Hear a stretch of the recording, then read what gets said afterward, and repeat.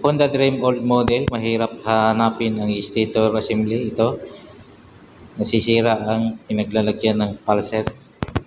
Yan. Ito, nakabili na ako ng bago, nakahanap na ako kahit mahirap. Hanap ako ng bagong stator assembly.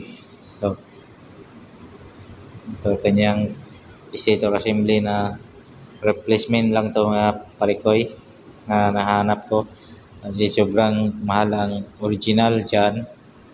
At ito, nakahanap ako ng replacement. Ito ang kanyang bagong stator coil assembly. Yan mga palikoy, hirap hahanapin at ilalagay na natin para umaandar na itong motor na ito. Assembly na siya mga palikoy, may oil seal na kasali sa stator coil assembly. Old model na Honda Dream Econo Power. Ito, ilalagay na natin sa motor. Itong kanyang wire ay color coding lang yan, hindi na kayo mahirapan color code. Color coding ang wire, hindi mahirap ikakabit. Ilalagay na natin itong flywheel para pag-tap ng mga wire ay matitesting na natin. May washer siya na una at saka yung nut sa flywheel. Igpitan nyo na ng 14 mm.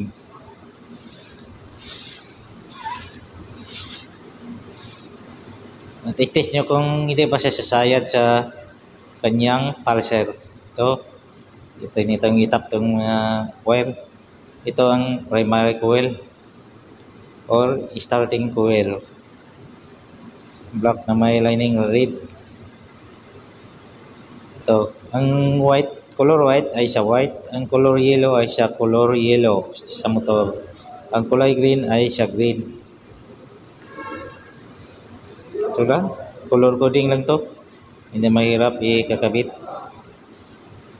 Ang green sa green, ang yellow sa yellow, ang white sa white. Ganito lang. Ang black na may lining na red ay yung primary coil. Ito na mga guys, under ba siya? Testing na natin ito kung gagana ba.